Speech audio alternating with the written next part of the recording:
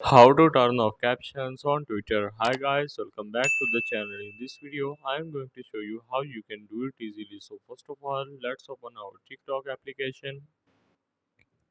So here as you can see the captions is already on. So we can turn it off. This feature is not available on Twitter yet.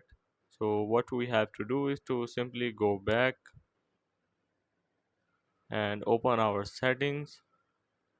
And in these settings you have to search for accessibility,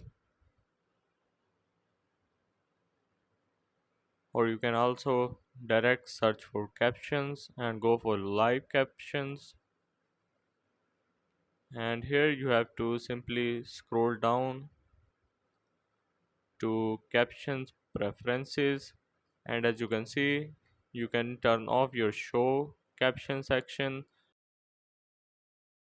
and it will simply turn off the Twitter caption.